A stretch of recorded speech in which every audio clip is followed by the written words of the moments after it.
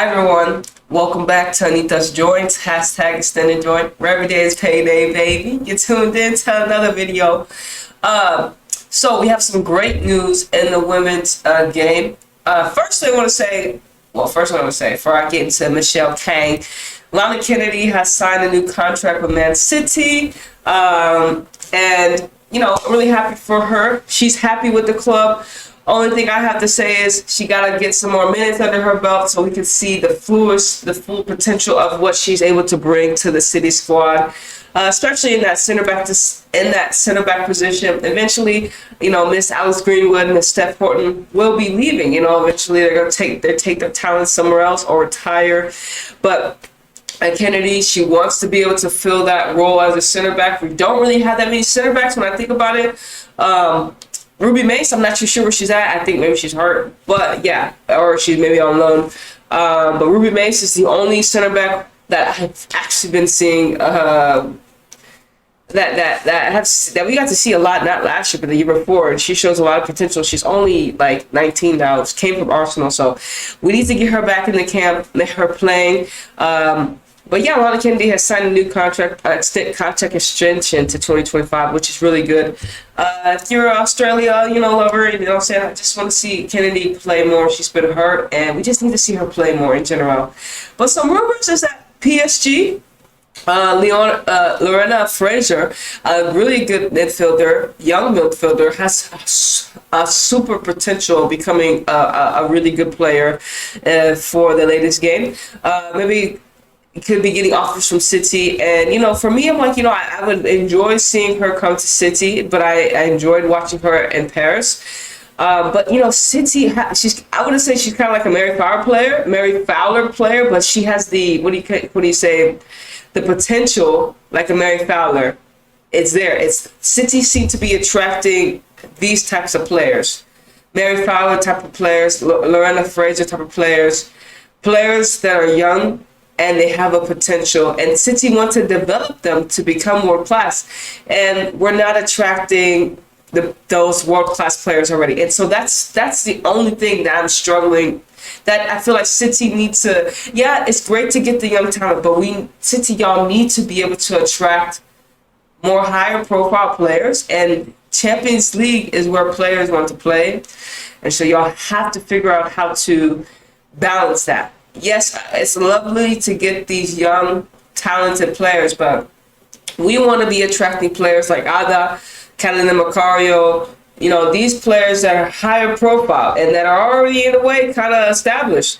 We need to figure out how to get some of these players in our camp, and not them just wanting to go to Chelsea or Arsenal or even United now. Or even just they don't even look at City because they're not, or they'll want to go to Real Madrid or Barcelona. City need to figure out how to get where players want to come play for City. So that's my only thing. And of course, City have hired a new head of directors. So we're going to see when it comes to how his vision helps City's attraction. What does his energy attract, or what does his vision attract? And I'm just putting that out there. We need to attract some more world-class players. I guess now the only world-class player I would say we had signed in these last couple of years is Bunny Shaw. Like, that's the only player we signed. And yeah, she's done superb with City in her 2 years here. But out of all the signings we haven't signed, she's the only one that has technically produced the way I expected in her short 2 years, yeah. But anyways, let me get to Michelle Kang. Michelle Kang, if you don't know, I made a video about her earlier last year. She purchased the Washington Spirit for $35 million, which was ritualistic. But anyways, she has now joined forces with Olympique Lyon, but OL Group A, as they say it. My French isn't great, but OL Group A, they have now formed a global multi-team women's football group. So it's the first, as it says, this was May 16th. Today's May 17th, so this was yesterday. It is announced today that the signing of an agreement to create the first of its kind global multi-team women's football organization. And Kang will be the majority owner. So she's now has Washington Spirit 2020-21 NWSL championship winners, and now she has the 8-time winners of the Champions League in her resume. Now, I mean, honestly, that's super. I mean, if you're Michelle Kang, you're like, look, I'm doing business in this. Like I said, if you ever wanted to get into the game of women's football, I mean, that right now is the perfect time. You got Washington Spirit for 35 mil. How much is she getting for Lyon? How much should she drop down for Lyon? For not Lyon, for Lyon, yeah. What? That is like, and then again, I know in France are selling, and I don't even know if she's American or whether she's in America. She got Washington Spirit. She's making that guap, and now she didn't got Olymp. It's so crazy, to be honest. I mean, and honestly, I'm really happy it's her because, like I said, she has a vision for the teams, and I said the deal represents a major step towards. The deal represents a major step forward in history of women's professional football, said Michelle Kang. It brings together the unparalleled tradition of the 8-time the Champions League winners, OLFB, and the dynamicism of the 2021 NWSL champion Washington Spirit, right? To usher in our sport into a new era. Like, it's the complete alignment, and hopefully their vision is going to help out all of us as observers. So, I mean, I really don't know what all this really technically means. They want to buy, it says right here, what did it say right here? The new global platform will look to acquire additional clubs in other countries in Europe, the Americas, and Asia. So they're looking to get more clubs on board. So I guess in a way it can help teams in Asia, teams in America, because teams in America that need some guap, that can help them invest. And now, in a way, they'll be under the same umbrella of this global multi-team women's football group. So all the money would help go towards the women's football. So instead of it all being independently owned, it would be under one corporation. And so, we're going to see how all this helps the game. And like I said, hopefully, it just helps with more money coming in.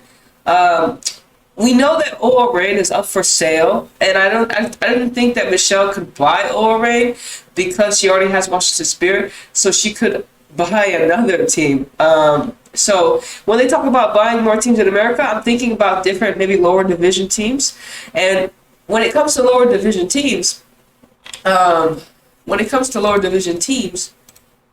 have some other great news. When it comes to some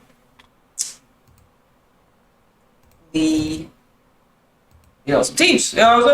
So it says right here. All right, USL announces Women's Pro League it says to rival, but they're going to ask for Division I top flight status in the Americas. And here in the article below, they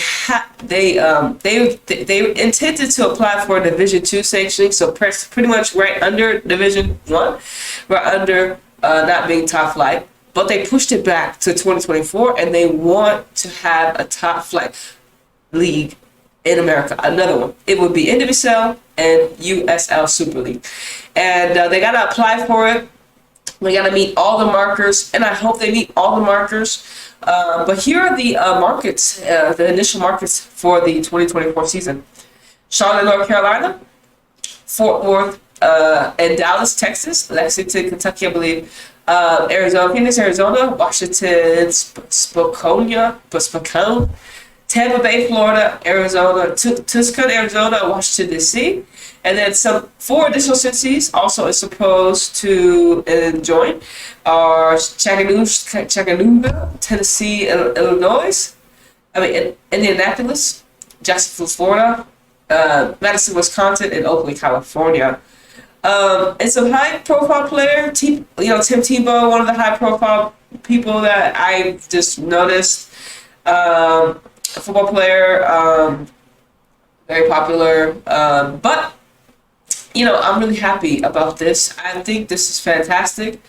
In my future visions of reality, in my future visions of reality, we would have the USL and the NWSL combined, and they would have all their teams. It would be another one group, one women's football league, and have like 30 plus teams, or even because they have 8 right now, and NWSL has 12. NWSL wants to add 2 more. They want 16 teams. They look like they're gonna have 12 teams. I mean, just combine them. Fucking A, we're gonna have 30. There's gonna be like 30 teams, and especially if they have the audience for it. I mean, that's for fans, as supporters, that's quite frankly incredible. But these are the minimum requirements that they have to have. You can read it. You can pause it. I'll pause right here. What they need to have. Minimum capacity 5,000. The owners need to have the money for at least 3 years. Combined net worth with at least 25 million. Some other stuff. They need to be playing the metropolitan markets. And so what we realized when it comes to the NWSL really did capitalize on San Diego Wave and Angel City. Those were 2 marketplaces they added, and they immediately saw the support. And so if there is support for the league, for the teams, especially like Angel City and San Diego Wave did, yeah. But here's some 2 key points that the USL will be different from the NWSL. So this is what they say. They want. They said. Right here. So. The Super League will also differentiate itself from the NWSL in at least 2 ways. 2 key ways. This is their 2 key ways that they'll be different from the NWSL. By conforming to the internet. They said they're going to conform to the international calendar with a fall to summer schedule, as opposed to the NWSL beginning in the spring and then ending in the late fall. So they're going to be lined up with the international breaks and stuff like that. So, kind of like Women's Super League, the French League, all the other leagues that have this schedule, they want to be lined up just like that, and it makes sense. I think that's a great key point, yo. That's a great key point. And now on the other side, it says as opposed to NWSL beginning in the spring. Yeah, that's what we said. And secondly, they won't have a college draft. So USL will not have a college draft. They're like, you know what? We're not going to do the draft. The lack of a draft in keeping with overall USL ethos around developing youth pathways and earlier announcements about the Girls Academy in the USL said it will not use age banding and its academy teams as part of if you're good enough, you're old enough mindset. So like you said, and so we're starting to see the youngins come through. We know they got Melanie. She's new. I haven't seen her play just yet, but we've seen Chloe Ricketts play for Washington. We've seen Alyssa Thompson play. And don't forget about Olivia. We finally got to see that last year with Olivia, and this year we've had an explosion of youth players come through. And so USL Super League, they want that too. They're not gonna have a draft, so technically they're gonna have a lot of young girls play. And like I said, that's incredible. Like I said, for me, I want the girls to be able to follow their dreams as early as possible, because the quicker you are following your dreams and passions, you are just already focused and your mind's already being developed for that life you want to live. But anyways, you're following your dreams and you already know what you want to do, like as you continue to grow. And it's very important for the youth to have these opportunities, right? And it's in sports, and it's really incredible. So yeah, and also she says, and I was very surprised about the salaries, to be honest. So apparently the current minimum salary in NWSL is $36,000 a year. The minimum salary. Let me do the calculations real quick. Minimum salary. I don't know how many people are getting minimum salary, but Uh, if we do 36,400 divided by 12 months, right? And this is just their contract. They're getting 3 G's. They're getting 3,000. It's $3,333. And 333. They're getting some players are getting a minimum of 3,000 a year. I mean 3,000 a month. And if hopefully they have other things on the side, but 3,000 a month is what some players are getting played. Some people are getting paid to play individual football. Now, USL say they can match that. They can match that. And then I like what I read about this attendance. So, abandonment and other encouraging factors in the early 2023 USLW League attending numbers have been strong.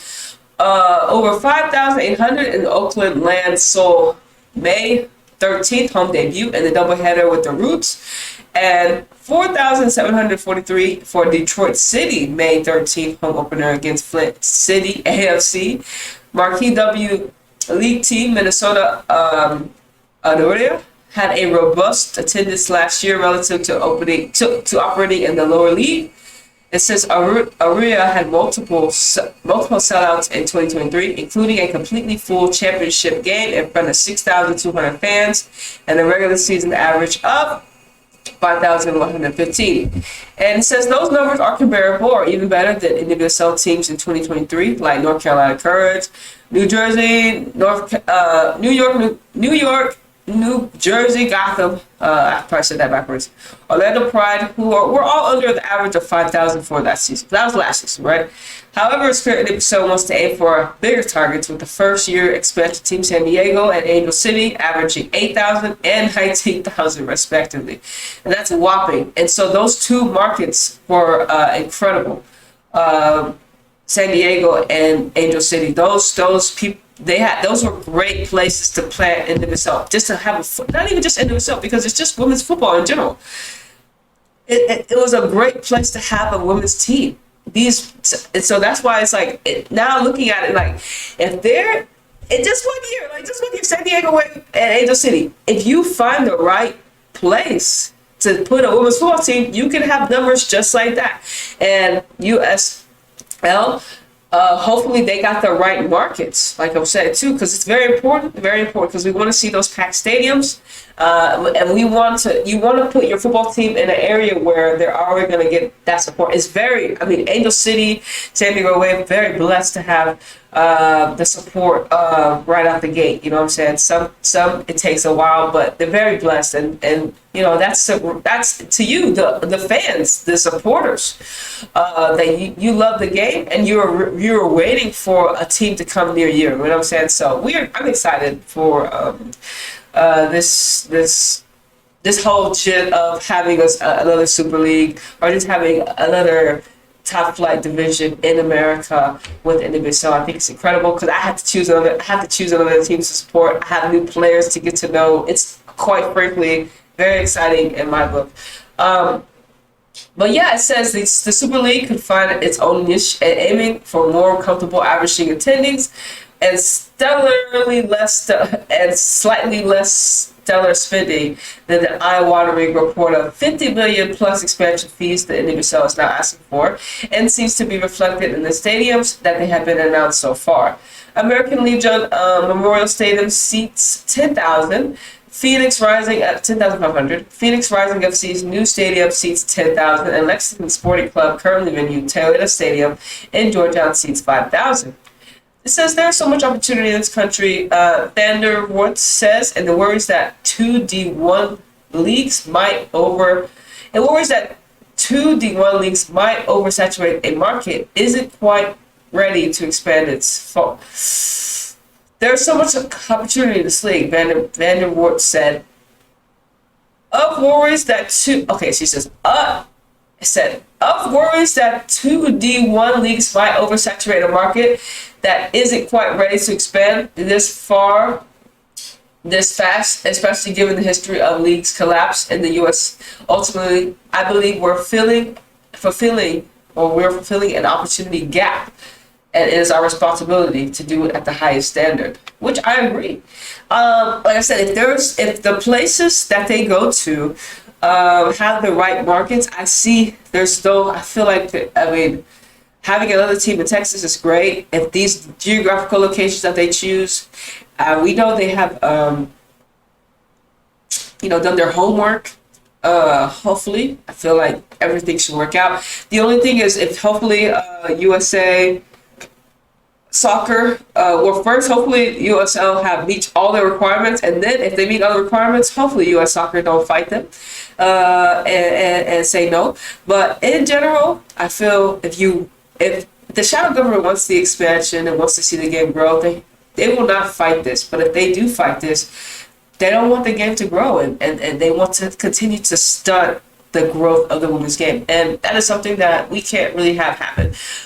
So we will see, because ultimately, listen, I hope you know this is the game in the Matrix. So hopefully they have all their needles in the haystack. Also, it's very interesting. The league has also partnered with sports marketing agency Sport 5 for international distribution on television and digital. Octagon has, of course, previously worked with NWSL on media rights, sponsorships. So, especially we want to know how we're going to watch these matches. But in general, I think right now they're on a lot of the matches can be seen on 11, and most of them have YouTube channels. So, which is great. Which is what I've always talked about too. Like these teams having YouTube channels and promoting their ladies on their YouTube. YouTube is first. Twitch streaming their matches, especially hopefully, like I said. NWSL was on Twitch. Now they're on Paramount. Now they're on. They're doing on their website, and some leagues are more easier to access. But it's 2023. Y'all gotta get with the program. You know what I'm saying? We need to have access to these teams, especially if you want your game to grow, especially if you want to reach a bigger audience. You have to have it so everyone can watch your team, especially if you want to grow. So that's something that maybe they'll be a little better with than in the NWSL.